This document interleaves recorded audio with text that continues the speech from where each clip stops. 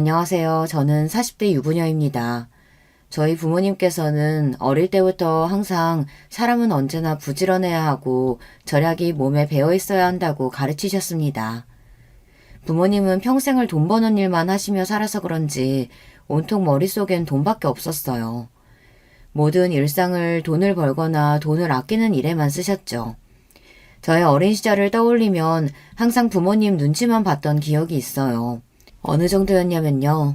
집에 형광등을 켜거나 냉장고를 여는 것도 부모님 허락을 받아야 했어요. 책을 보고 싶어서 제 마음대로 방에 형광등을 켜면 화를 내셨거든요. 책 읽을 거면 엄마 설거지하는 주방 옆에 와서 보면 되지. 뭐하러 방에 불을 또 켜? 그리고 아버지 지금 들어가서 샤워할 거니까 아버지 샤워하고 받아놓은 물로 씻게 바로 준비하고 있어. 저는 다른 사람들도 다 이러고 사는 줄 알았습니다. 형광등 쓰는 걸 아끼려고 다 같이 한 방에서 생활하고 샤워하는 물도 대야에 받아서 씻기 전에 온 식구가 다 씻어야 했습니다. 거기다가 학창시절 내내 용돈이라는 걸 받아본 적이 없어요. 중학교에 처음 입학해 학교 준비물이 있어 돈을 달라고 했을 때 아버지께 아주 혼쭐이 났거든요. 네 나이 벌써 15살인데 부모한테 용돈을 달라는 게 말이 돼? 아버지는 10살 때부터 나가서 내가 쓸 돈 내가 벌어서 살았어. 너는 매일 부모가 먹여주고 재워주는데 네가 쓸 용돈 정도는 네가 벌어야지. 저는 어릴 때부터 남들이 보면 답답하다고 할 정도로 내성적이었어요. 사실 제가 하고 싶고 갖고 싶은 게 있어도 부모님께 말해봐야 좋은 소리 못 듣고 어차피 혼나는 걸 알아서 그런지 부모님께 바라는 게 없었습니다. 저는 중학교 2학년 때부터 아르바이트를 하기 시작했어요. 시작은 이모가 운영하는 슈퍼마켓에서 학교가 끝나고 몇 시간 일하는 걸로 시작했습니다. 이모네 슈퍼마켓에서 버는 돈을 가지고 학교 준비물이나 용돈을 하기에 턱없이 부족했어요. 그래서 주말에도 햄버거 가게에서 아르바이트를 했습니다. 아르바이트도 한번 시작하면 웬만하면 그만두지를 않았습니다. 거기다가 일을 잘해서 다른 언니나 오빠들보다 시급도 금방 올랐어요. 나중에는 제가 번 돈으로 학원도 다닐 수 있을 정도였죠. 저는 스스로가 기특했어요. 다른 친구들은 부모님께 당연하게 받아서 쓰는 용돈을 저는 스스로 벌어서 쓴다는 게 멋있다고 생각했습니다. 물론 친구들과 어울려 놀지도 못하고 일이 힘들 때도 있었지만 좋은 점이 더 많았어요. 한 번은 그런 적이 있습니다. 어버이날이 돌아오길래 부모님께 제가 번 돈을 선물로 드린 적이 있어요. 항상 돈을 제일 중요하게 생각하시는 부모님이니 돈을 드리면 좋아할 거라고 판단했어요. 그런데 부모님의 반응은 의외였습니다. 네가 번 돈을 왜 우리한테 줘? 나중에 어른 돼서 혼자 살려면 돈이 얼마나 많이 드는데. 돈 허튼 데다가 쓸 생각하지 말고 다 저축해. 그래야 나중에 힘들다고 부모한테 손 안 벌리지. 그래도 어버이날이잖아요. 괜히 카네이션 같은 거 사오면 먹지도 못하고 금방 죽는 거 왜 사왔냐고 하실 게 뻔해서 그래서 돈으로 준비한 건데. 저희 부모님은 이런 분들이세요. 어린 자식이 없는 용돈에 어버이날이라고 꽃이라도 한 송이 사면 아무짝에도 쓸모없는 거 뭐하러 샀냐고 하셨고, 생신이라 편지라도 쓰면 이런 거나 할 시간에 공부하든 그게 싫으면 차라리 나가서 돈을 벌라고 하셨습니다. 괜한데 시간 쓰지 말라고요. 부모님은 항상 돈 버는 일에만 신경 쓰며 정신없이 사셔서 그런지 시간을 돈이라고 생각하셨어요.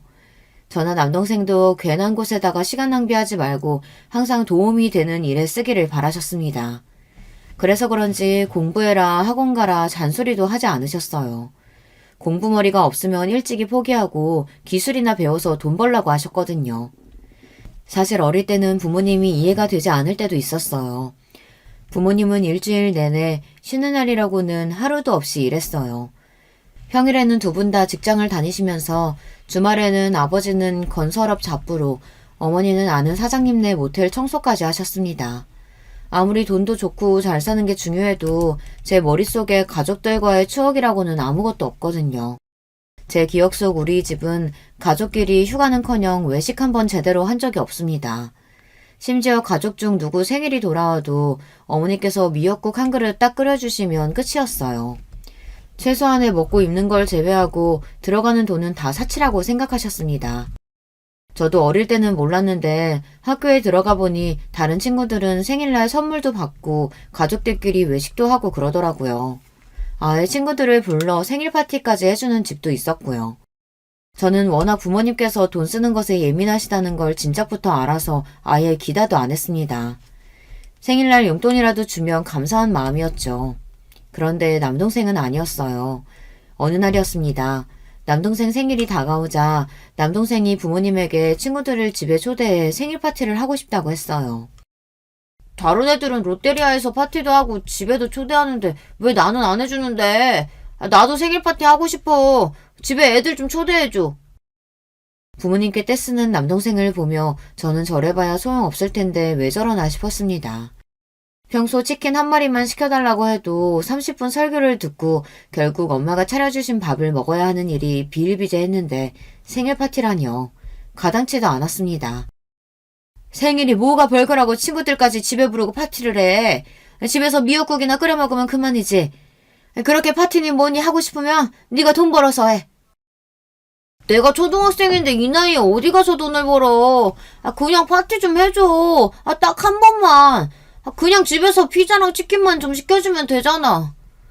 얼씨구, 이게 나가서 돈을 안 벌어봐서 돈이 귀한 줄 모르지. 피자랑 치킨이 한두 푼이야? 쓸데없는 소리나 하지 말고 학교 나가. 이씨, 매일 그놈의 돈 번다고 자식이라고는 신경도 안 쓰면서 그 돈 벌어다 다 어디다가 쓰는 거야. 이놈의 가난한 집구석 찌깃찌깃해. 뭐야? 이 자식이 말하는 꼬라지 봐. 이게 아직 어리다고 봐줬더니만 네가 네 혼자서 큰 줄 알지? 남동생은 저보다 욕심도 많고 하고 싶은 것도 많은 애였습니다. 당시에 사춘기가 왔는지 남동생은 부모님이 뭐든 안 된다고 하는 걸 받아들이기 힘들어 보였어요. 저는 그런 남동생이 안쓰러워서 생일날 제가 모아놓은 돈 중 일부를 용돈으로 줬어요. 이거 가지고 롯데리아 가서 친구들이랑 파티해. 부족하면 말하고 누나가 더 줄 테니까. 남동생은 돈을 받자마자 뛸 듯이 좋아했습니다. 저한테 누나밖에 없다고 소리까지 질렀어요. 그 순간 저는 새로운 감정이 들었습니다. 돈이라는 게 이런 거구나 하고요. 내가 번 돈으로 내가 할 수 있는 게 많아져서 기쁘기도 했지만 사랑하고 아끼는 가족을 위해 쓰면 더 마음이 뿌듯하고 좋았어요. 그런데 그날 저녁 저는 부모님께 혼이 났습니다. 동생에게 제가 돈을 준 걸 알게 되신 거예요. 네가 번 돈을 왜 네 동생한테 줘? 어린 놈이 그 큰 돈을 그냥 받았으니 누나가 동생한테 돈 주는 걸 당연한 줄 알 거 아니야? 다음부터는 절대 네 동생한테 돈 함부로 주지 마. 알았어? 그래. 네 엄마 아빠 가족들 뒤치다꺼리 하느라 고생하는 거 그렇게 보고도 몰라? 너도 우리처럼 살래? 정신 똑바로 차리고 네 건 네가 챙겨야 해. 그제야 우리 부모님이 다른 부모님들과는 좀 다르고 남다르신 분들이라는 걸 알게 됐습니다. 당신들이 부모 형제를 건사하느라 고생을 많이 해서 그런지 저와 남동생은 당신들처럼 살기를 바라지 않는 것 같았어요. 제가 조금 더 저만 생각하고 똑부러지게 잘 살기를 바라셨어요. 그래도 부모님께서 그렇게 쉬지 않고 악착같이 사신 덕분에 부모님은 서울에 아파트를 사셨어요. 양가 부모님을 다 건사하시면서도 말이죠. 저는 그날을 잊지 못해요. 아파트에 이사를 들어가는 날 부모님 두 분이 끌어안고 눈물을 흘리셨거든요. 하지만 눈물도 잠시 곧바로 저와 남동생에게 부모님은 정신 차리고 살아야 한다고 단호하게 말했어요. 봐라, 먹을 거 안 먹고 가지고 싶은 거 꾹 참아가면서 사니까 이렇게 좋은 아파트 현금으로 떡하니 사잖니. 너희도 쓸데없이 매일 뭐 사달라 외식하고 싶다 조르지 말고 한 푼이라도 더 모아서 20살 딱 되면 집에서 나갈 생각해. 20살이면 고작 대학생인데 집에서 어떻게 나가요? 네 머리로 대학은 무슨 대학? 괜히 말도 안 되는 대학 들어가서 대학 등록금에 돈 쓰지 말고 일찍이 기술 배워서 돈이나 벌어. 이제 중학교도 안 간 자식한테 대학도 가지 말라는 부모가 세상에 어디 있냐? 어디 있긴 어디 있어. 여기 있지. 그리고 20살에 왜 집을 못 나가? 지금부터 일해서 벌면 월세 보증금 정도는 무조건 모아서 나갈 수 있지. 부모님은 언제나 저와 남동생을 독립적으로 키웠어요. 물론 저도 그런 부모님이 너무하다 싶을 때도 있고 불투명한 미래가 겁이 날 때도 있었지만 저는 그런 부모님을 존경했습니다. 남들이 보기엔 독하다, 구두쇠다 말들이 많았지만 저는 언제나 열심히 사는 부모님이 대단하다고 생각했어요. 물론 저도 그런 부모님의 사고방식을 물려받아 한시도 허투루 쓰지 않고 열심히 살았습니다. 그 덕분에 저는 결혼도 모두 다 제 힘으로 했어요. 제가 남들만큼 좋은 학벌, 좋은 직업은 아니지만 모아둔 돈은 꽤 많았거든요. 부모님에게 배운 대로 돈 버는 데만 집중하다 살다 보니 남편을 만난 게 30이 넘어서였어요. 남편은 제가 일하는 미용실에 손님으로 와서 가까워지게 됐습니다. 부모님 말씀대로 공부머리가 없으면 일찍이 기술을 배워 돈이나 벌라고 해서 저는 대학에 진학 안 하고 바로 미용실에 취직해서 미용 기술을 배웠습니다.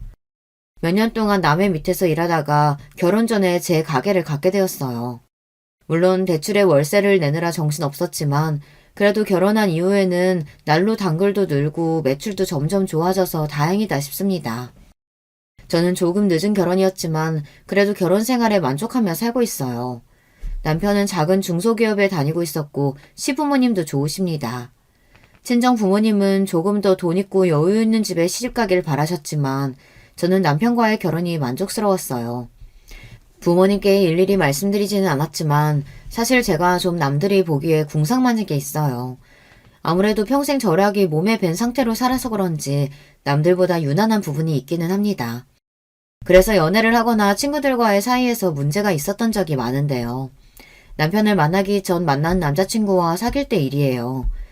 저도 부모님이 외식하기를 꺼리시고 매번 집에서만 밥을 먹는 게 불만이었던 시절이 있었는데 막상 저도 제가 성인이 돼서 혼자 살다 보니 외식하는 돈이 그렇게 아깝더라고요. 제 돈이 아니라 친구 돈이나 남자친구 돈이라도 아까웠어요. 그래서 저는 남자친구가 생기면 밖에서 데이트를 안 하고 거의 제가 사는 집으로 데려와 밥도 먹고 커피도 집에서 마셨어요. 밖에서 쓰는 돈이 아까워서요. 남자친구나 친구들도 처음엔 그런 저를 신기하기도 하면서 좋아했어요. 부지런하고 알뜰하다고 좋아했습니다. 그런데 시간이 지날수록 좋아만 하지는 않더군요. 한 번은 그런 적이 있습니다. 제가 외식도 안 좋아했지만 특히나 영화관에 가는 걸 더 싫어했어요. 그냥 앉아서 큰 대형 화면으로 나오는 영화나 보는 건데 왜 굳이 비싼 티켓을 사서 보는지 이해가 안 되더라고요. 더군다나 영화관에 들어가면 그냥 들어가지 않잖아요. 팝콘도 사고 콜라도 사야 하는데 그 가격이 슈퍼에서 사는 것보다 훨씬 비싸니 아까웠습니다. 그런데 당시에 만나던 남자친구가 영화를 좋아했어요. 최신작은 무조건 극장에 가서 봐야 했습니다. 저도 처음엔 그런 남자친구가 이해가 안 돼서 굳이 영화관에 뭐하러 가냐고 나중에 다 TV에서 해줄 테니 그때 보자고 했습니다. 텔레비전에서 해주려면 오래 기다려야 하기도 하고 집에서 보면 느낌이 다르잖아. 나는 영화관에서 영화 보는 돈 하나도 안 아깝더라. 내가 쏠 테니까 그냥 같이 가. 남자친구가 그렇게까지 말을 하니 저도 그 남자친구를 만날 때는 할 수 없이 영화관에 자주 가게 됐어요. 그런데 아무래도 팝콘 값이 아까워서 그냥 갈 수가 없겠더라고요. 저는 집에서 전자레인지에 팝콘을 튀겨 봉지에 넣어갔습니다. 커피도 미리 집에서 보온병에 담아가고요. 저는 나름 뿌듯해서 남자친구에게 자랑했는데 남자친구는 그런 저를 보고 미간을 확 구기며 저에게 화를 냈어요. 내가 너 워낙 알뜰하고 절약하는 거 다 알고는 만났는데 이건 정말 못 봐주겠다. 사람이 적당히 할 줄 알아야지. 매일 오는 것도 아니고 가끔 한번 와서 영화 보는 거 꼭 그렇게 궁상을 떨어야겠어? 나 도저히 쪽팔려서 안 되겠다. 우리 그냥 헤어져. 그래도 꽤 오래 만난 남자친구였는데 그렇게까지 저를 창피해하는 모습을 보고 나니 저도 많이 무안하더군요. 그런 일로 남자친구와 정말 헤어지게 될 줄은 몰랐는데 남자친구는 단호했어요. 지금까지 참을 만큼 참았다면서 헤어지자고 했습니다. 남자친구와 헤어지고 저는 충격을 받아 몇 달 마음고생을 했어요. 거기다가 더 힘들었던 건 친한 친구에게 남자친구와 있었던 일을 이야기했는데 친구들의 반응이 서러웠다는 거예요. 안 그래도 너 너무 궁상맞게 굴어서 걱정됐던 게 한두 번이 아니야. 너희 부모님이 워낙 절약하시면서 산 거 아는데 너까지 다른 사람한테 그럴 필요 없지 않아? 나 같아도 매일 여자친구가 그러면 좀 지칠 것 같아. 그래, 우리도 말을 안 해서 그렇지. 너 맨날 우리 만날 때마다 명품 가방이라도 들고 오면 사치스럽다고 하고 식당 갈 때마다 여기는 너무 비싸다. 이런 거 집에서 먹으면 반도 안 한다 하며 눈치 보고 불편했어. 나는 힘들어서 너희한테 위로받으려고 한 얘긴데 오늘 같은 날 꼭 그런 소리를 해야겠어? 너희 내 친구 맞아? 친구들 앞에서는 자존심이 상해서 난리를 쳤지만 사실 제가 그 정도였나 반성하는 계기가 됐어요. 어린 시절부터 부모님이 지질이 궁상으로 저나 남동생에게 아끼라고 절약하라고 잔소리만 하던 게 그렇게 싫었는데 저마저 저도 모르는 사이 부모님과 같은 모습으로 살고 있다는 게 스스로 너무 싫고 자괴감이 들었습니다. 하지만 어쩌겠어요. 그러지 않으려고 남들처럼 평범하게 살려고 해도 하루아침에 달라지지는 않았습니다. 그래도 그나마 그때 이후로는 저도 충격을 받아 제 생각을 남들에게 강요하는 건 많이 나아졌지만 제 몸에 밴 습관은 잘 바뀌지 않았어요. 그런 저를 온전히 받아준 사람이 남편이었습니다.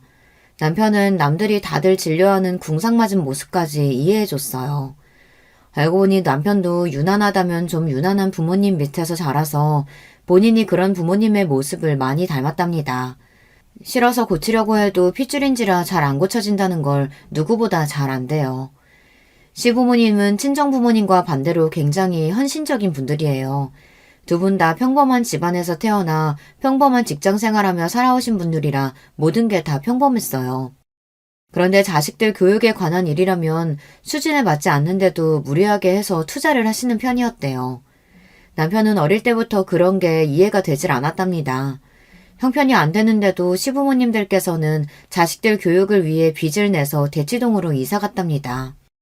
남편은 영 공부에 뜻이 없어 부모님의 기대에 부응하지 못하는데도 지원을 아끼지 않았대요. 그나마 남편 밑에 시동생이 공부를 잘했나 봐요. 그래서 시동생은 없는 살림에 고액 과외 학원까지 다니며 미국으로 유학까지 보냈답니다. 그 빚은 얼마 전까지 시부모님께서 갚으셨답니다.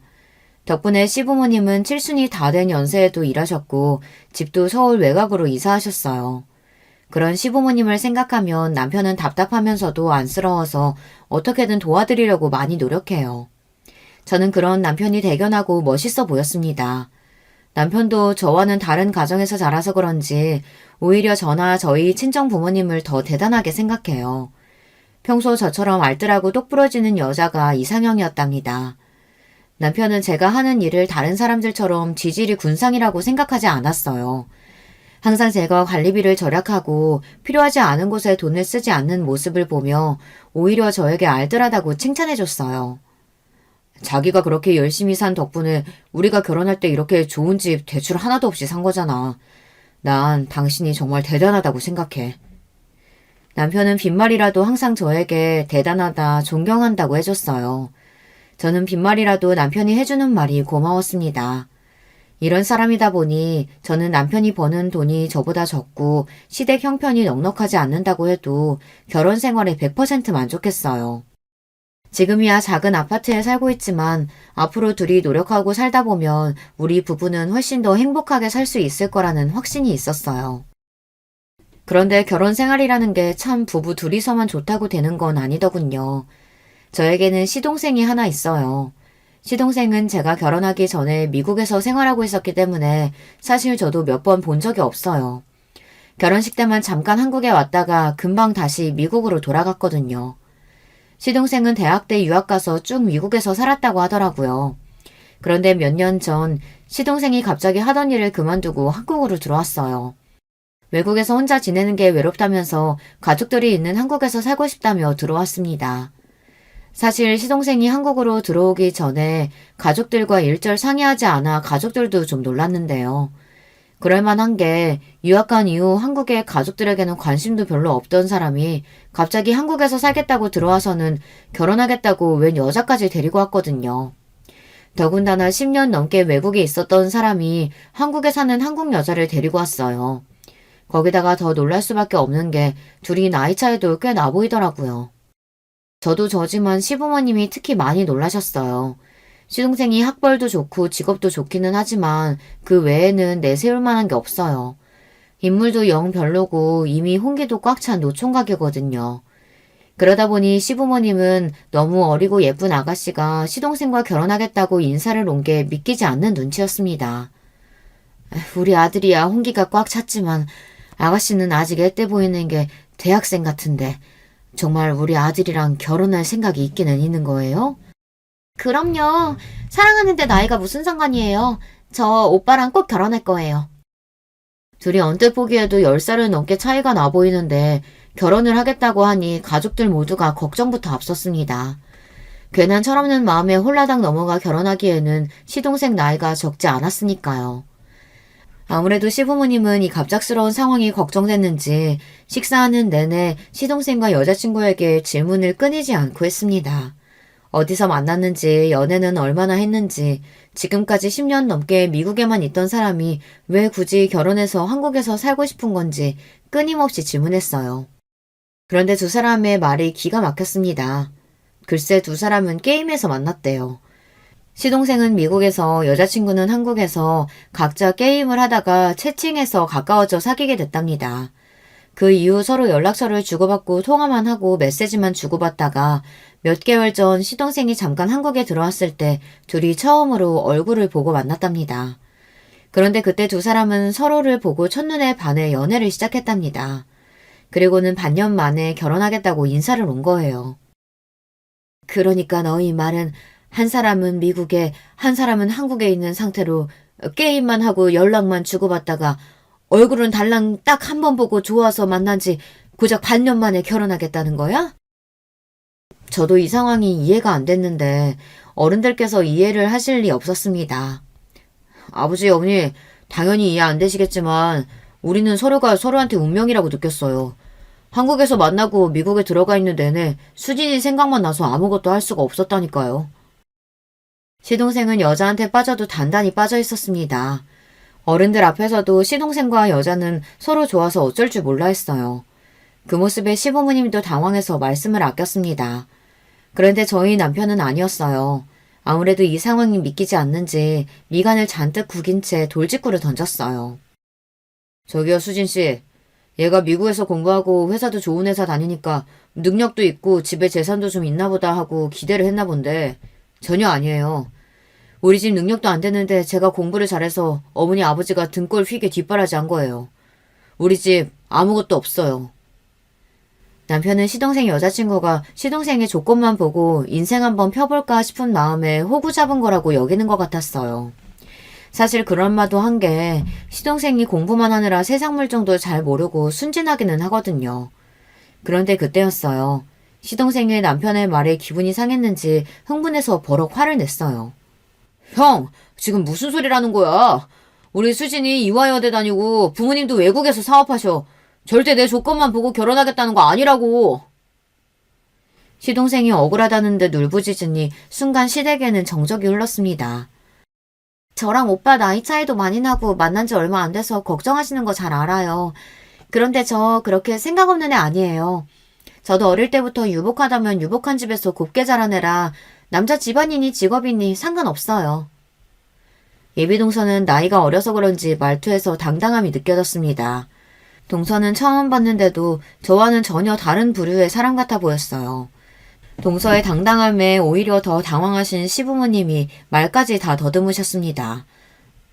미국에서 다니던 직장까지 그만두고 한국에 와서 뭘 어떻게 먹고 살려고 그래? 구체적인 생각은 있는 거야? 제 학벌에 제 경력에 한국에서 취직 하나 못하겠어요. 걱정하지 마세요. 제가 다 알아서 할게요. 지금 당장 결혼한다고 해도 우리가 월세 보증금이나 구해줄 형편이 될까 말까인데 어떻게 걱정을 안 해? 사실 시부모님이 가장 걱정하시는 건 돈이었어요.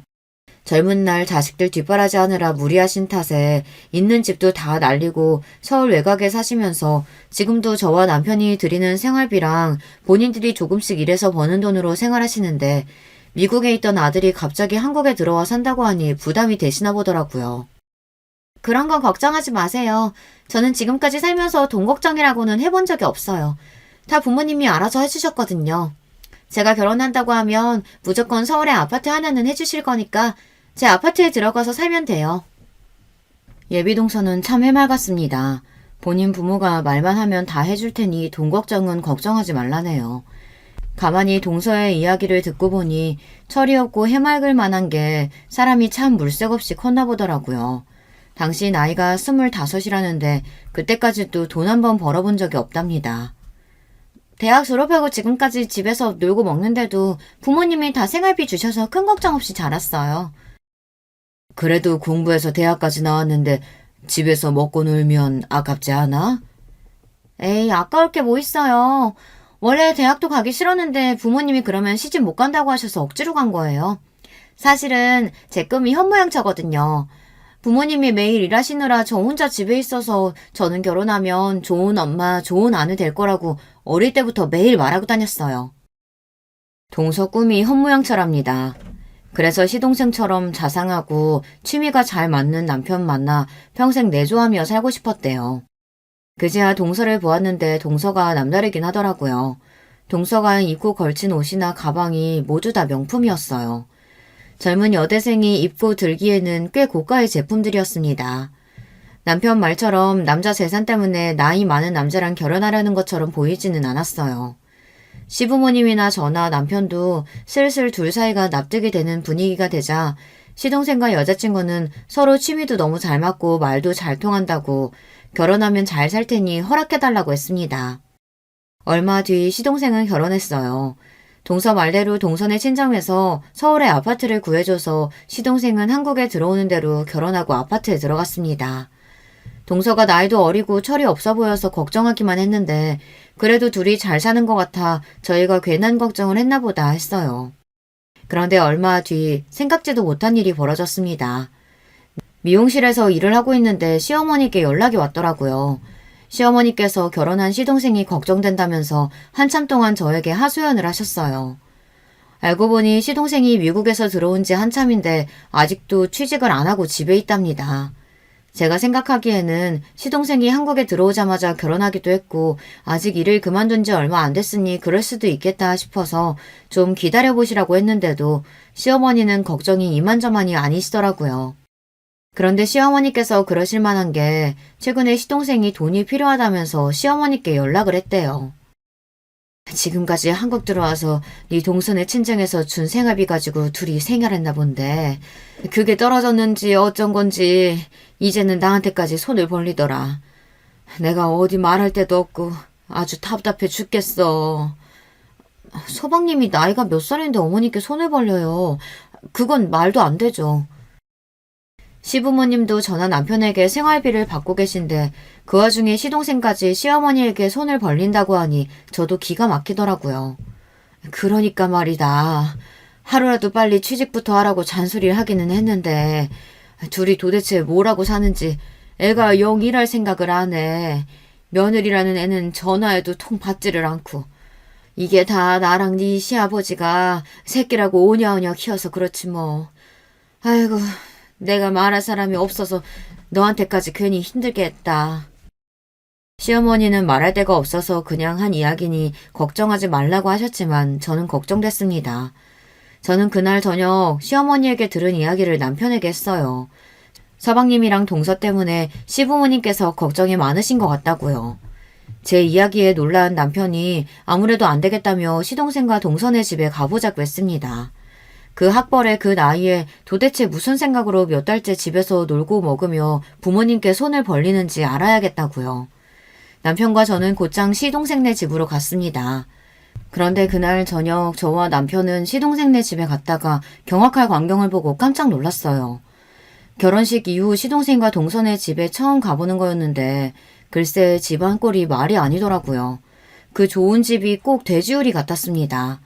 저나 남편은 양가에 일절 도움 없이 먹을 거 못 먹고 아낄 거 아껴가며 열심히 일해서 번 돈으로 서울의 오래된 아파트를 간신히 샀어요.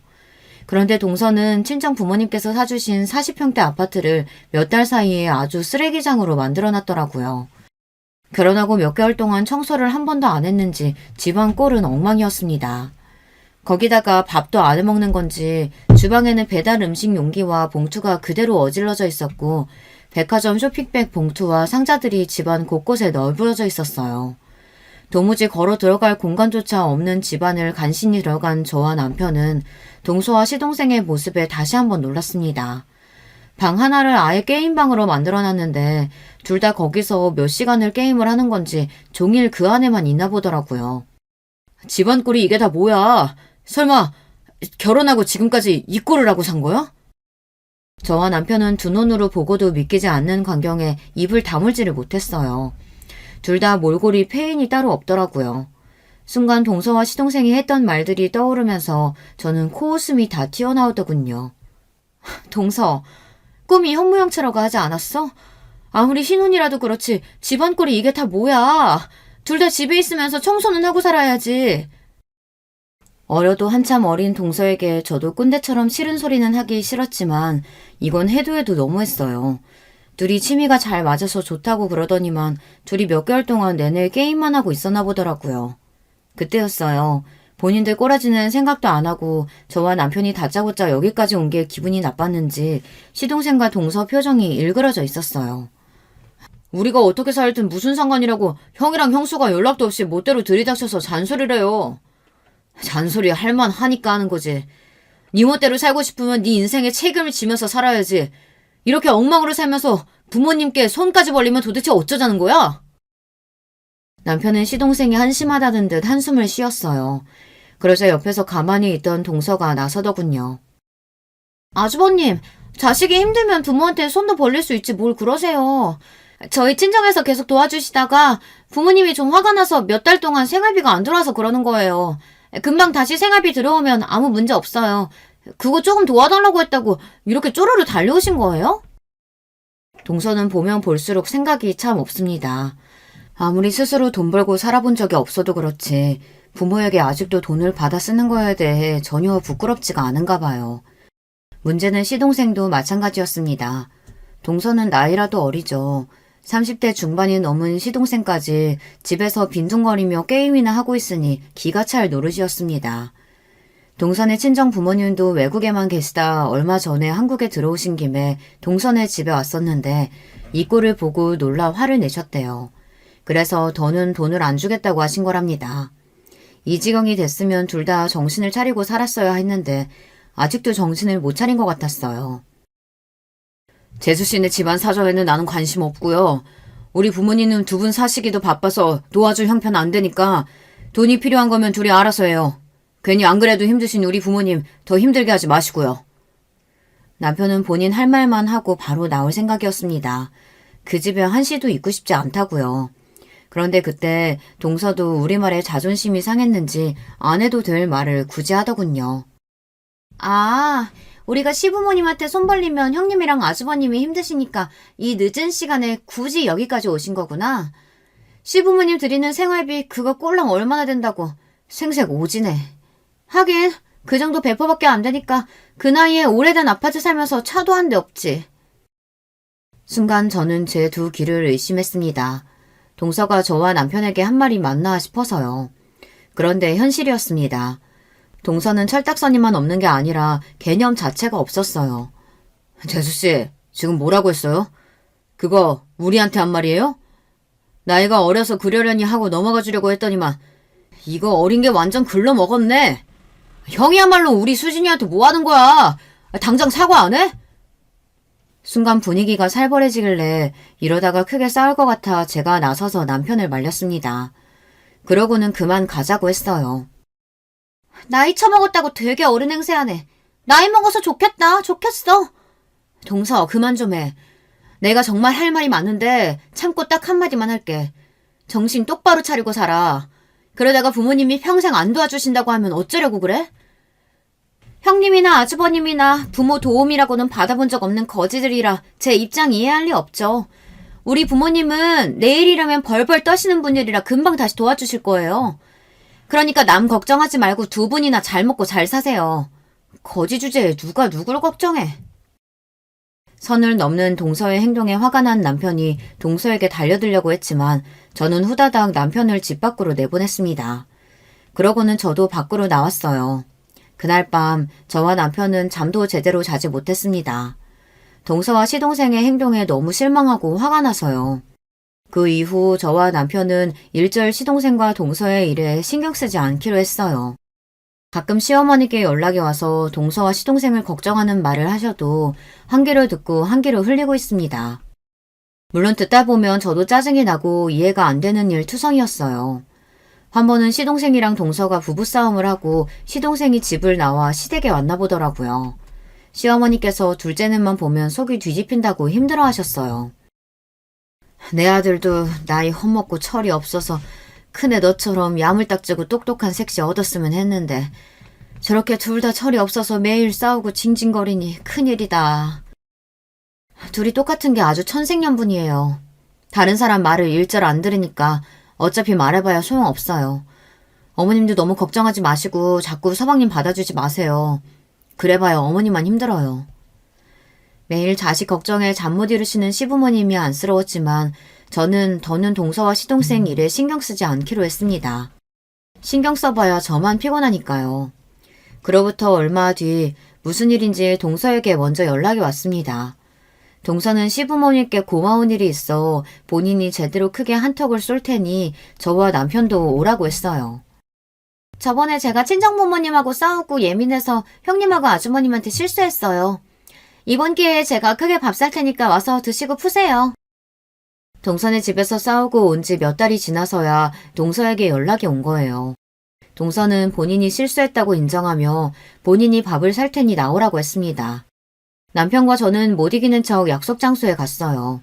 동서가 생각 없고 개념 없는 거야 진작 몰랐던 것도 아니고 이제 다 가족이니 윗사람으로서 너그러운 마음으로 이해해 줄 생각이었습니다. 그런데 역시나 사람은 고쳐 쓰는 게 아니에요. 동서는 구제불능이었어요. 애초에 모르는 게 많아서 말이 통하지를 않았습니다. 그날 약속은 시작부터 문제가 있었어요.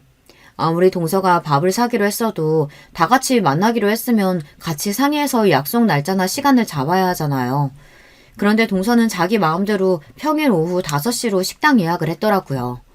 저희 남편 퇴근 시간이 6시고 저는 가게 문을 닫는 시간이 8시인데 말이죠.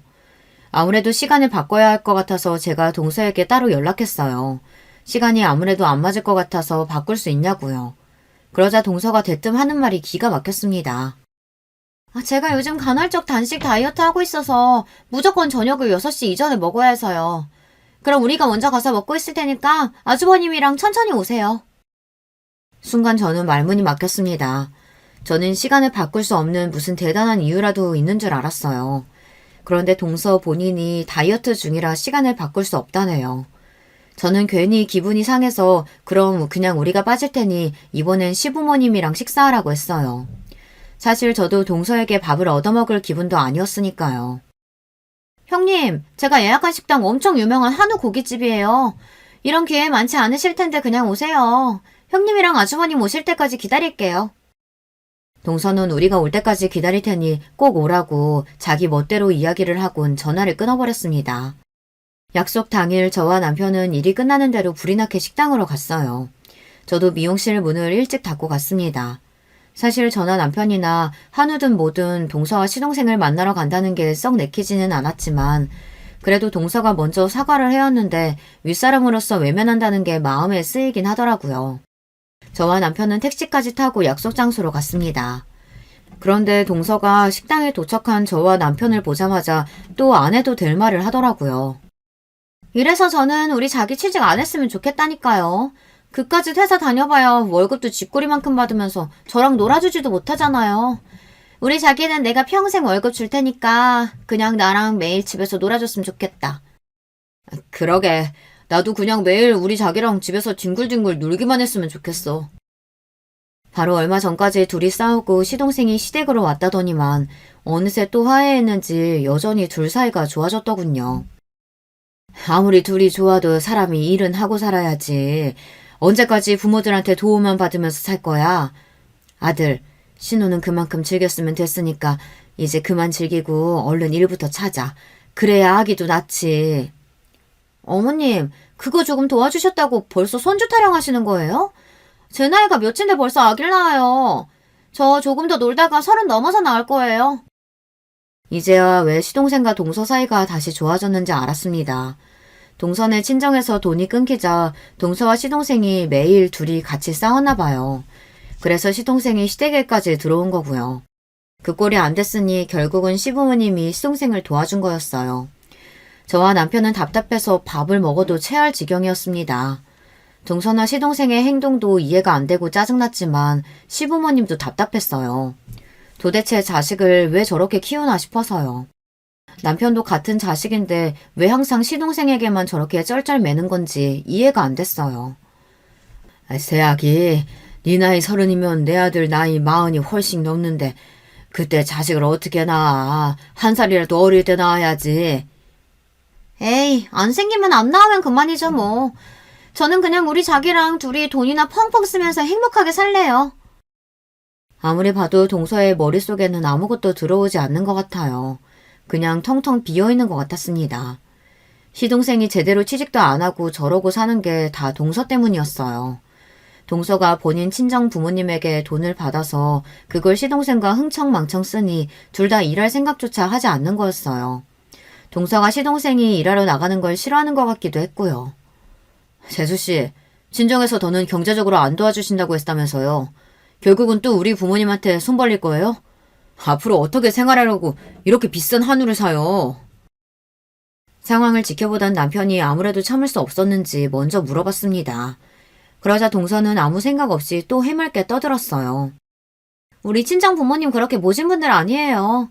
우리가 집안일도 안 하고 매일 집에서 게임만 하고 있다니까 화가 나서 잠깐 그러신 건데 우리 자기가 친정 부모님 뵙고 앞으로 집안일도 착실히 하고 취직도 할 거라고 약속하고 했더니 다시 생활비 주신다고 했어요. 그래서 그 기념으로 제가 오늘 한우 쏘는 거예요. 이제는 보다 보니 동서가 천진난만하게 맞아 보였습니다. 시부모님은 애써 한숨을 삼키시며 저희에게 얼른 밥이나 먹자고 하셨어요. 저는 도무지 한우가 입으로 들어가는지 코로 들어가는지 알 수가 없었습니다. 그런 제가 아무래도 신경 쓰이셨는지 시부모님이 자꾸만 저에게 괜찮냐고 어디 불편하냐고 물으셨어요. 우리 큰애가 하루 종일 서서 일하다 와서 피곤한가 보다. 고기 별로면 다른 거 시켜줄까? 그래, 우리 큰며느리 매콤한 거 좋아하니까 게장이라도 좀 따로 시켜줘. 그때였어요. 시부모님께서 저만 챙기는 모습이 동서가 보기엔 세민하고 빈정이 상했는지 괜히 가만히 있는 저에게 동서가 대뜸 시비를 걸더군요. 형님이 하고 다니는 거 보고 내가 예상은 했는데 친정이 가난했나 봐요. 그러니까 이런 고급 한우도 못 먹어봐서 그렇게 촌스럽게 굴죠. 동서네 집 부모는 도대체 자식을 어떻게 키웠으면 저 모양일까요? 감정을 숨길 줄도 모르는 건 물론이고 더군다나 할 말 못할 말 일절 구분할 줄을 모르는 것 같았어요. 저는 안 그래도 오고 싶지 않은 자리에 와서 기분도 좋지 않았는데 동서가 때마침 시비를 걸어주니 이때다 싶어 동서에게 한 소리 하려던 참이었습니다. 저에 대해 뭘 아느냐고 따져 물을 참이었어요. 그런데 그때였어요. 지금까지 동서가 말도 안 되는 별소리를 다 해도 쿡 참고 계시던 시부모님께서 버럭 화를 내셨습니다. 아무래도 이제 참을 만큼 참으신 것 같았어요. 둘째 너! 내가 부모로서 해준 것도 없고 많이 부족해서 웬만해서는 자식들 일에 안 끼어들고 봐주려고 했는데 손이 사람한테 무슨 말버릇이야? 네가 잘난 부모 등에 업고 아주 눈에 뵈는 게 없나 본데? 제발 좀 네 손이 똥서 좀 보고 배워. 시아버지께서는 자리에서 벌떡 일어나기까지 하시면서 동서에게 삿대질까지 했어요. 그러자 동서가 어이가 없다는 듯 코웃음을 쳤습니다. 제가 형님한테 보긴 뭘 배워요. 태생부터 아무것도 없이 태어나서 가난한 사람들이랑 저랑 같아요? 아버님 아들이 누구 덕에 지금까지 놀고 먹고 하는데 지금 누구 편을 드는 거예요? 동서는 또 선을 넘었습니다. 이제 하다하다 시아버지 하기까지 버릇없이 굴었어요. 그때였어요.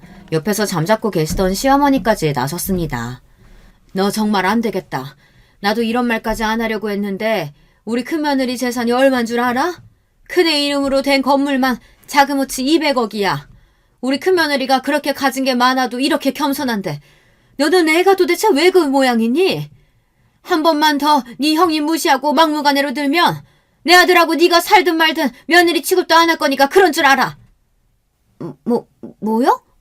200억이라니. 거짓말하지 말아요. 200억짜리 건물도 있는 사람이 왜 저런 다 쓰러져가는 아파트에 차도 없이 저렇게 구질구질하게 살아요? 동서는 제가 이해가 되지 않는다는 듯 말했습니다. 심지어 시부모님이 거짓말을 하는 줄 알았어요. 자기야, 진짜야. 우리 형수 저렇게 보여도 처가가 모텔 쪽에서 유명한 부자야. 내가 형수 믿고 우리 엄마 아빠한테 돈 달라고 한 거지. 우리 부모님 뭐가 있다고 내가 돈 달라고 했겠어. 뭐야, 자기는 그런 중요한 얘기를 왜 이제서야 해? 그랬습니다. 사실 이제 막 결혼한 동서 앞에서 제가 티를 낼 일이 없으니 동서는 몰랐겠지만 시댁에서 실질적인 가장은 저예요. 남편이야 벌어오는 월급 빤하다 보니 시부모님 생활비는 제가 벌어서 드리고 있어요. 친정 부모님은 쉬는 날 없이 열심히 모텔 청소 일까지 하다 우연한 기회로 망해가던 모텔 하나를 싸게 인수한 게 대박이 났어요. 처음 인수했던 그 모텔이 몇 년 만에 20배가 올랐습니다. 그게 자본이 돼서 강남에 모텔을 하나 둘 인수한 게 강남에 있는 웬만한 모텔이 다 저희 친정께 됐어요. 얼마 전 아버지 건강이 안 좋아지시자 저와 동생에게 모텔을 증여해 주셨습니다. 그중에 제가 물려받은 모텔 2개의 건물만 200억이 넘었어요. 저도 그렇게 지독하던 친정 부모님 도움을 받으며 살 줄은 몰랐는데 저희 부모님도 대박이 나고 나니 어쩔 수 없는 고슴도치 부모인지 다 저와 동생에게 베풀어 주시더라고요. 시댁 식구들의 말에 동서는 순간 당황해 금방이라도 터질 듯 얼굴이 빨개졌습니다. 그러더니 슬쩍 고개를 돌려 제 눈치를 보더군요. 헐, 대박. 형님, 정말 몰랐어요. 어쩐지 형님한테서는 알게 모르게 묘한 귀티가 흘렀다니까요. 가만 보니까 이 집 남자들은 여자복 하나는 있네요. 저나 형님이나 이렇게 있는 집 며느리들만 들어오고. 동서는 순식간에 태세를 전환했습니다. 저더러 없는 티가 난다고 할 땐 언제고 이제는 귀티가 난다네요. 내가 동서랑 같은 수준으로 엮이는 거 난 기분 나쁜데. 사실 모텔이야 부모님 재산이고 나는 아파트며 미용실이며 다 내가 번 돈으로 내가 얻은 것들이거든. 그리고 난 부모님 재산 자식이라고 넙죽 받을 생각 없어. 동서랑 같은 사람으로 엮지 마. 어머머, 우리 형님 대단하시다. 저 같으면 모텔 물려받아서 편하게 살 텐데 자기 사업까지 하시고 존경해요. 그날 이후 동서와 제 사이는 많이 달라졌습니다. 동서는 저를 볼 때마다 깍듯하게 90도로 인사하며 형님 하고 따라다녀요.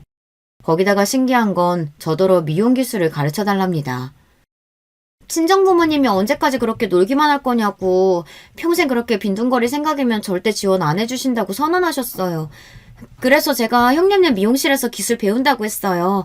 그러니까 형님이 저 기술 좀 가르쳐주세요. 제가 형님한테 충성하고 잘할게요. 동서는 무슨 바람이 불었는지 자꾸만 미용실에 찾아와서 기술을 가르쳐달랍니다. 그래야 친정 부모님이 지원을 해준다고 했다네요. 덕분에 저만 골치가 아프게 생겼어요. 저는 됐다고 안 가르쳐줄 거라고 몇 번 돌려보냈는데 동서는 벌써 한 달째 미용실에 나와요. 청소라도 한다고 앞에서 알짱알짱 거리는데 거슬려 죽겠습니다. 사람이 참 눈치도 없고 물색이 없어요. 제가 요즘 동서를 보며 가정교육의 중요성을 아주 뼈저리게 느끼고 있습니다. 자식 교육을 잘못 시키면 여러 사람한테 민폐예요. 여러분 생각은 어떠세요? 사람 고쳐 쓰는 거 아니라는데 동서가 제가 가르친다고 변하기는 할까요? 저보다 인생 선배인 여러분들께서 댓글로 조언 주시면 제가 읽어보고 참고하도록 하겠습니다. 기나긴 저의 인생 이야기 끝까지 들어주셔서 감사해요. 여러분의 가정에는 항상 즐거운 일만 가득하시길 바랄게요. 저는 아버지, 어머니 그리고 저까지 이렇게 셋이 같이 살았습니다. 그렇게 좋지도 나쁘지도 않은 평범한 집안이었다고 생각합니다. 그러나 제가 중학교에 올라갈 때쯤 어느 날 어머니가 집을 나가셨습니다. 이유는 자세히는 알 수 없었습니다. 다만 그때쯤에 제 기억 속에는 어머니가 집을 나가시기 전날 아버지와 어머니 두 분께서 크게 싸우시던 모습이 남아 있습니다. 늦은 밤 고성이 오가는 통에 잠에서 깨어난 제가 방문을 살짝 열고 밖을 보았을 때 아버지께서 어머니를 향해 손을 올린 것을 봤었죠. 그 장면 때문에 며칠이 지나도록 어머니께서 집에 돌아오질 않으셔도 물어볼 생각도 못하고 그저 아버지의 손찌검으로 인해 어머니가 도망을 가신 거구나 하고 자연스럽게 생각했습니다. 하지만 아버지께선 제가 성인이 되도록 제게 손찌검하신 적이 단 한 번도 없었습니다. 아버지는 엄한 분이셨지만 동시에 다정하신 분이셨습니다. 제게 중요한 날이면 늘 날짜를 맞춰 꼭 회사를 쉬고 저와 함께 해주셨습니다. 중학교식부터 고등학교 졸업식까지 빠짐없이 저와 같이 있어주셨고 덕분에 저는 항상 아버지와 사진을 찍으며 추억을 남길 수 있었습니다. 가끔 그때 찍은 사진들을 보면 어머니의 빈자리를 느끼지 않게 해주시려는 것처럼 제 어깨에 든든하게 팔을 두르고 열성적으로 웃고 계셨죠. 운동회 때나 수학여행 때에는 아버지께서 늘 손수 도시락을 싸주시기도 하셨습니다. 그런데 아버지께서 음식을 짜게 먹으시던 편이셔서 도시락으로 싸주시던 김밥이 늘 짰던 기억이 납니다. 지금 와서 생각해보면 참 못난 짓이었지만 매번 도시락을 남겨놓고 배불러서 다 못 먹었다고 거짓말을 했던 적도 있습니다. 이것도 지나고 보니 다 추억이네요. 아버지께선 중소기업에 다니셨는데 중산층이라고 하기엔 조금 부족하지만 둘이 살기엔 나름대로 풍족하게 돈을 버셨던 것으로 기억합니다. 하지만 제가 대학에 들어갈 때쯤 나름 이름 있는 대학에 합격한 터라 돈이 많이 필요했습니다. 아버지께선 제게 등록금 걱정은 말라며 낮에는 회사원으로 밤에는 대리기사 운전 일을 하시면서 돈을 버셨습니다. 그 돈으로 제 대학 등록금도 마련해 주셨고요.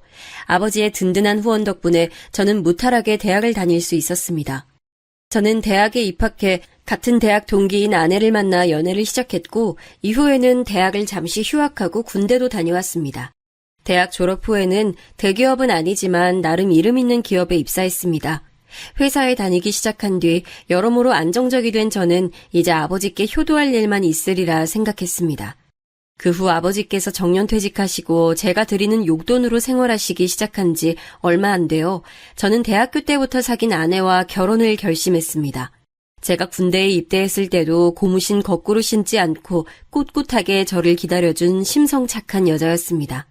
살면서 평생을 함께하고 싶은 여자는 그녀가 처음이었죠.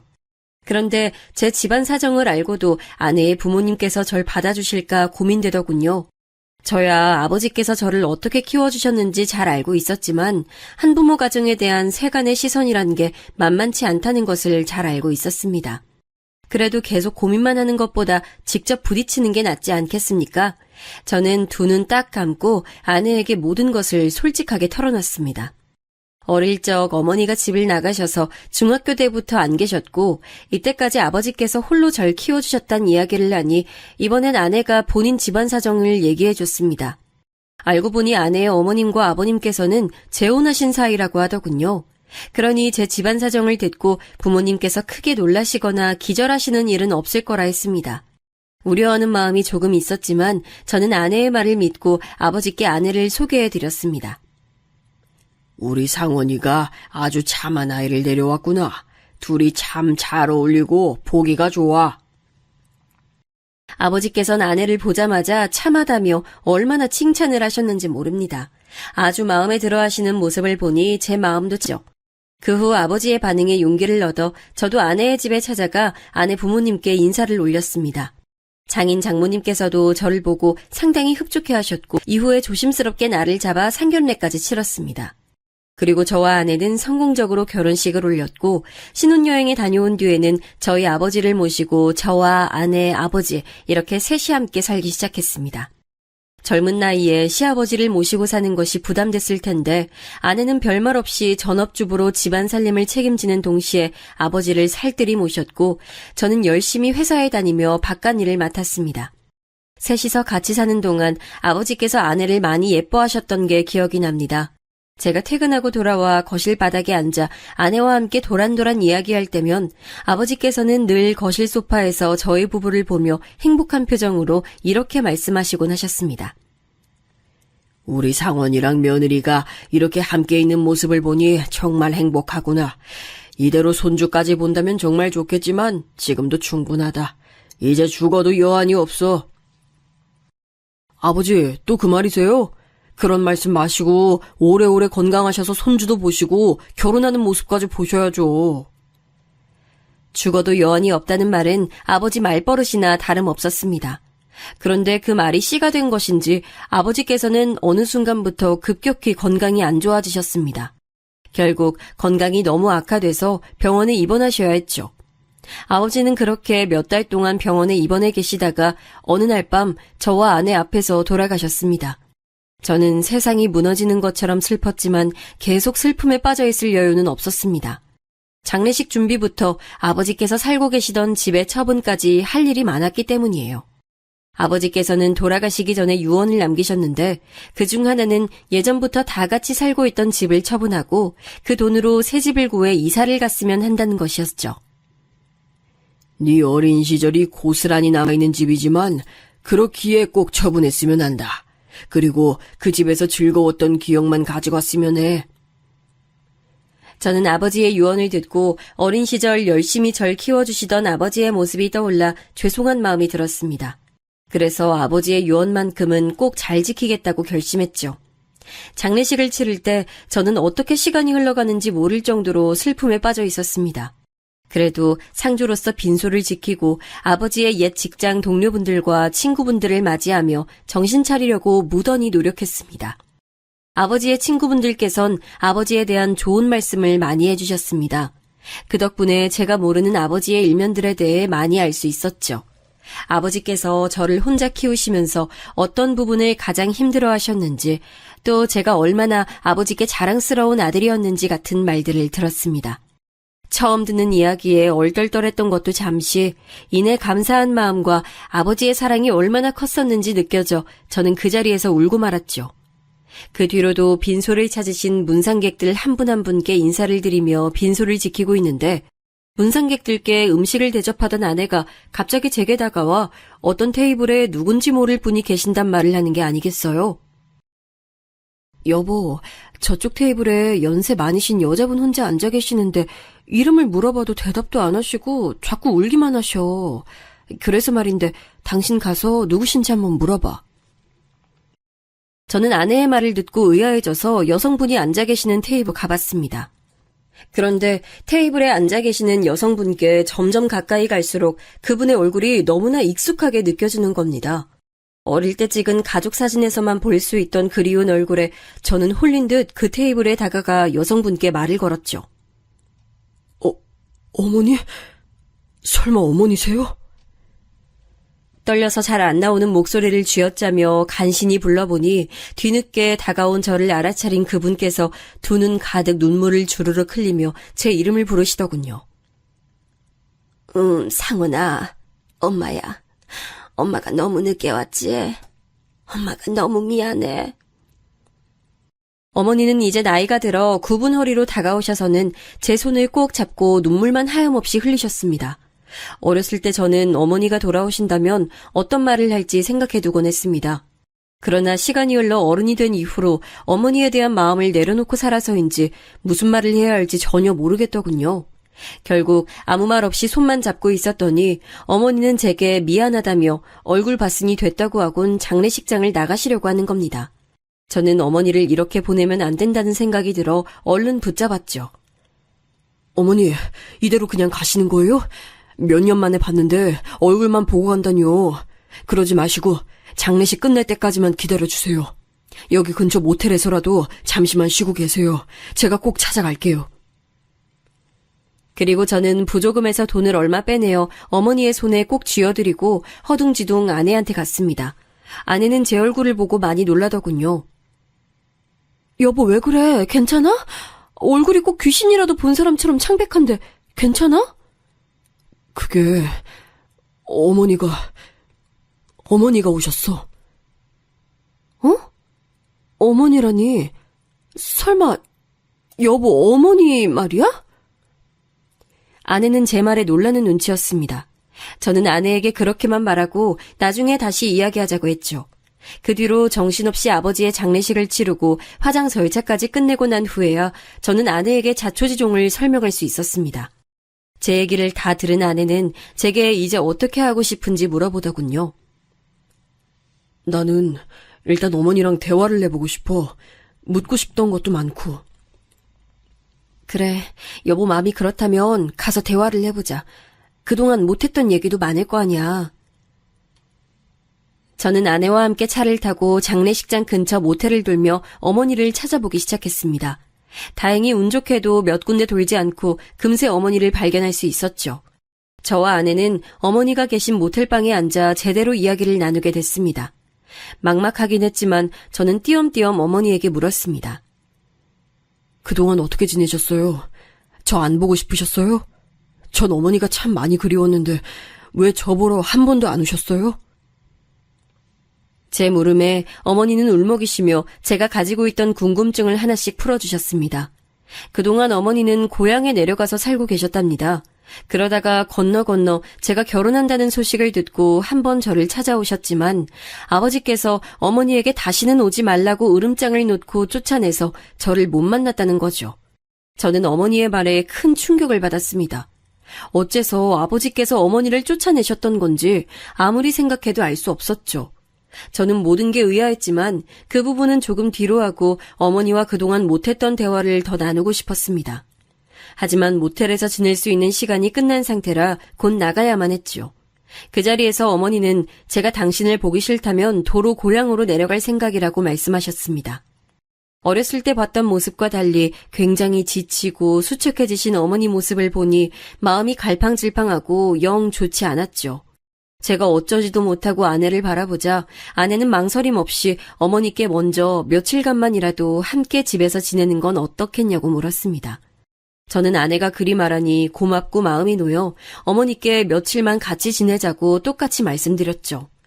다행히 어머니께서 그러마 하셔서 우리는 셋이서 집으로 향했습니다.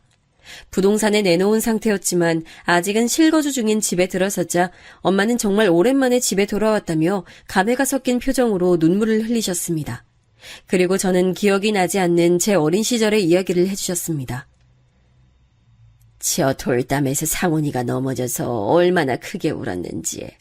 우리 상원이는 어렸을 때부터 목청이 남달랐어. 아, 저기 화단에는 상원이 이모가 성원이 목이라고 앵두나무도 심었었어. 그때 정말 행복했었지. 그 옛날 엄마와 아버지, 저 이렇게 셋이서 살던 이야기를 듣자 저는 가슴이 울렁였습니다. 그렇게나 행복한 가정 속에서 살고 있었다면 도대체 왜 집을 나가셨던 건지 궁금했죠. 그래서 저는 그 자리에서 어머니께 조심스럽게 물어봤습니다. 어째서 아버지와 저를 버리고 집을 나가셨는지 말이죠. 그러자 어머니는 올 것이 왔다는 표정으로 저를 바라보시다가 천천히 대답해 주셨습니다. 사실 너희 아버지가 날 의심하는 일이 많았단다. 내겐 잘해주고 자상한 아버지였을지 몰라도 내겐 언제나 아내가 바람을 피우고 있을지 모른다고 생각하는 의심 가득한 남자였어. 그래서 안 보이는 곳에서 매번 내게 손을 올리는 일이 많았지. 그때 내가 너를 데리고 도망가지 않았던 건 네 아버지가 너만은 때리지 않을 거란 걸 알고 있어서였어. 게다가 엄마는 널 먹여 살릴 만큼 능력이 좋거나 돈을 잘 버는 것도 아니었으니 고생시킬 바에는 두고 가는 게 낫다고 생각했어. 이런 내 선택을 원망하니? 어머니의 말씀에 저는 모든 것을 납득할 수밖에 없었습니다. 어머니가 집을 나가시기 전날 밤 저는 아버지가 어머니께 손을 올리신 장면을 기억하고 있었으니까요. 그간 어머니가 겪었을 고충이 생생하게 느껴져 마음이 아팠습니다. 그럼 왜 그동안 제게 연락을 안 하셨어요? 제가 성인이 됐을 때는 한 번 정도는 해주셨을 수 있었잖아요. 그러자 어머니는 집에서 아버지를 피해 도망 나온 지 얼마 안 되었을 때는 아버지가 무서워서였고 그 뒤에는 제게 미안해서 도저히 연락하지 못했다고 하시더군요. 나중에 제가 결혼한다는 소식을 들었을 때 용기를 내서 연락하려고 했지만 그것도 아버지가 막는 바람에 연락이 닿지 않았던 거고요.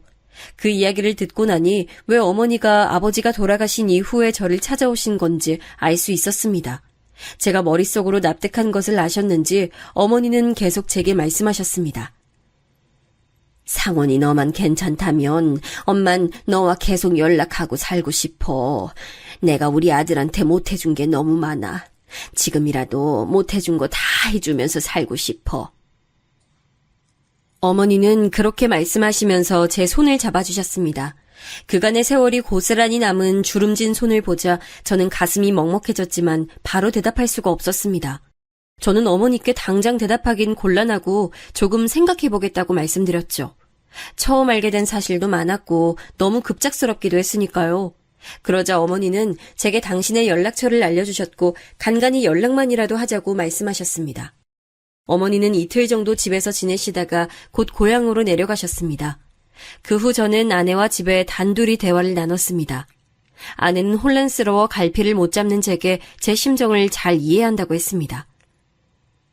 여보, 난 언제나 당신 응원하고 도울 거야. 그러니까 걱정하지 말고 어떻게 하고 싶은지 천천히 생각해봐. 저는 제 사정을 이해해주는 아내에게 너무나 고마웠죠.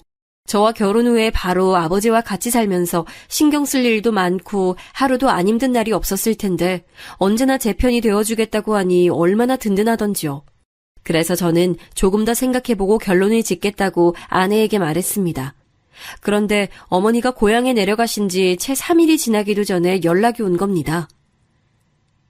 미안해, 아들. 엄마가 지금 상황이 너무 안 좋아서. 근데 연락할 수 있는 사람이 아들밖에 없어서 이렇게 연락했어. 왜 그러세요, 어머니? 무슨 일이라도 있으신 거예요? 저는 어머니 전화를 받고 순간 너무 걱정됐습니다. 어머니께 사정을 들어보니 어머니는 그간 고향에서 작은 월세방에서 지내고 계셨는데 거기서 쫓겨났다고 하시는 겁니다.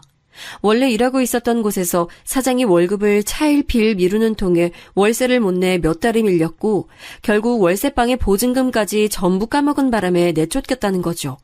게다가 월급을 밀리던 사장을 찾아가 보니 사장은 도망을 가버렸다고 하더군요. 당장 어디에서 먹고 자고 지낼지 눈앞이 깜깜한 상태에서 어머니는 연락할 사람이 저밖에 없어서 제게 연락을 하셨던 거고요. 저는 어머니께 일단 다시 서울로 올라오실 수 있겠냐고 여쭤봤고 어머니께서는 한번 움직일 차비는 남아있어 가능하다고 하셨습니다. 저는 어머니와 전화를 마친 뒤 아내에게 바로 상황을 설명했습니다. 상황을 들은 아내는 그럼 어머니와 며칠만이라도 같이 지내고 그 후엔 따로 방을 얻어드리는 것이 좋을 것 같다고 말하더군요.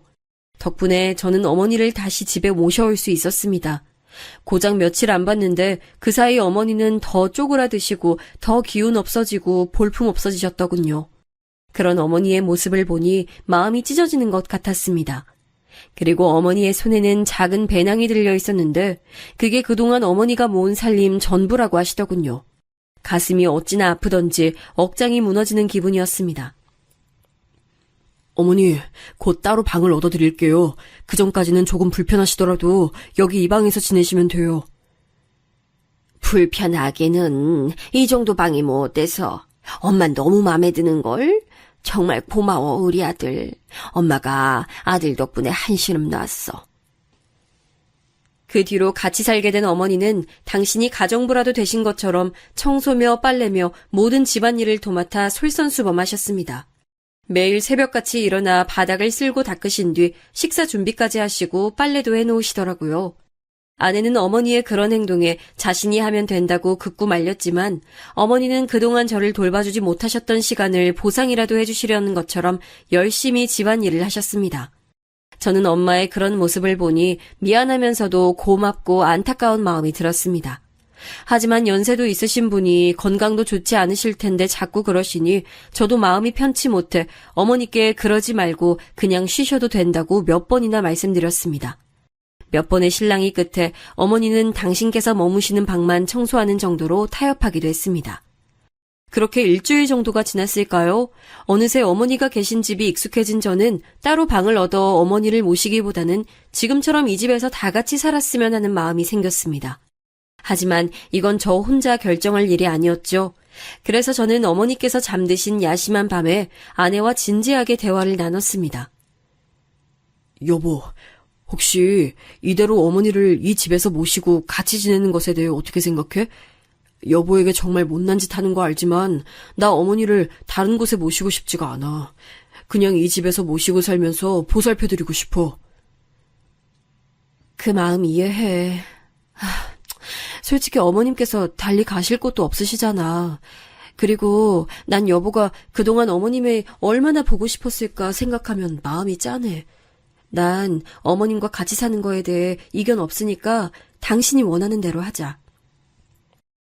세상에 이런 여자가 또 어디 있을까요?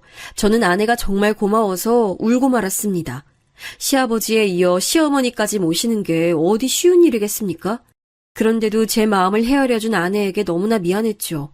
앞으로 아내에게 더 잘하겠다고 마음먹은 후 저는 다음날 어머니께 이 집에서 같이 사는 것은 어떻겠냐 말씀드렸습니다. 그러자 어머니께서는 깜짝 놀라시더니 제게 너무나 고맙다고 말씀하시며 눈물을 보이셨습니다. 저도 마음이 먹먹해져 엄마의 손을 꼭 붙들고 한참이나 말을 잇지 못했죠. 아버지가 돌아가신 이후 오랜만에 느껴본 행복한 순간이었습니다. 어머니와 같이 지내기로 한 뒤 어느 날 어머니께서 주저하시다가 말을 꺼내시더군요. 없는 살림 긁어모아 챙겨서 오긴 했는데 지금 가지고 있는 겨울옷이 너무 해져서 혹시라도 남는 겨울옷이 있으면 당신께 좀 줄 수 없겠느냐고요. 저는 펄쩍 뛰며 그럴 수 없다고 말씀드렸습니다. 남는 옷을 드리는 게 아니라 새 옷을 사드려야 마땅한 일이었으니까요. 저는 어머니의 겨울옷을 사드리며 동시에 아버지께 다 못해드린 효도를 돌아오신 어머니께 해드리고 싶었습니다. 그래서 조금은 무리하게 지출해서 명품옷 몇 벌과 어머니께 마음에 들어 하실 귀걸이와 목걸이도 사드렸습니다. 거기다 더해 침구와 신발, 식기에 어머니께서 쓰실 모든 생활용품을 사드렸죠. 갑작스러운 지출에 놀랄 아내한테는 참 미안했습니다. 아직 신혼인데 다른 사람들처럼 신혼의 알콩달콩한 시간을 못 누리게 해준 것도 그렇고 계획에 없던 지출이 생긴 것도 미안했죠. 그러나 아내는 언제나 제게 차분히 괜찮다고 말했습니다. 그런데 그날 이후부터 아내는 혼자 무언가 곰곰이 생각에 잠기는 일이 잦아졌습니다. 혹시나 아내가 제게 서운한 마음을 숨기는 건 아닐까 싶어 몇 번이고 아내에게 속마음을 물어봤지만 아내는 아무 일 아니라고 말하기 일쑤였죠. 아내는 제게 서운하거나 속이 안 좋은 일이 있으면 숨기지 않고 바로 터놓는 성격이라 아내가 아니라고 했으면 아니라고 생각한 저는 그러려니 했지만 마음이 쓰이는 건 어쩔 수 없었습니다. 그렇게 반년 정도 지나니 서울 생활이 어색하시다던 어머니도 이제는 익숙해지셔서 분위기도 밝아지시고 말수도 많이 느셨습니다. 하지만 반대로 아내의 말수는 점점 줄어들었죠. 저는 아내가 어머니와 지내는 게 많이 힘든지 자주 물어보곤 했는데 아내는 그럴 때마다 그런 게 아니라며 손사래를 쳤습니다. 제가 회사에 출근해 있는 낮 동안에 아내는 온종일 어머니와 함께 지내고 있었습니다. 저는 아내에게 그 사이에 무슨 일이 생기면 제게 꼭 말해달라고 했습니다. 그때마다 아내는 알겠다며 제게 웃어줄 뿐이었죠. 저는 아내의 대답에 안심이 되기도 하고 묘한 불안감을 느끼기도 했습니다. 하지만 어머니의 밝은 모습을 볼 때면 불안감도 일순간 사라져 그저 행복할 따름이었죠. 어머니가 입고 꾸미시는 모습이 마치 제 어린 시절 보았던 어머니의 젊고 화사하셨던 모습을 보는 것 같아서 감회가 새롭기도 했고요. 그리고 때때로 퇴근해 돌아오면 어머니께서는 절 생각해서 만들어 놓은 음식들을 차려주셨는데 그때마다 돌아오신 어머니의 사랑과 보살핌을 이제서야 받아보게 되는구나 싶어 마음이 찡했습니다. 하루는 제가 회사에서 퇴근해 집에 돌아오니 어머니께서 갈비찜을 해놓았다고 하시더군요. 저야 여느 날처럼 기꺼운 마음으로 갈비찜을 먹었죠. 그런데 먹는 동안 아내의 표정이 다른 날들보다 더 굳어져 있는 게 느껴졌습니다.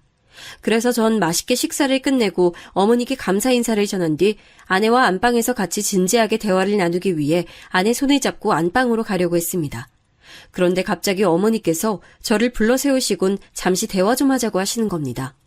어머니께서 이렇게 대화 좀 하자고 하신 적이 없던 터라 무슨 일이 있으신가 걱정이 됐죠.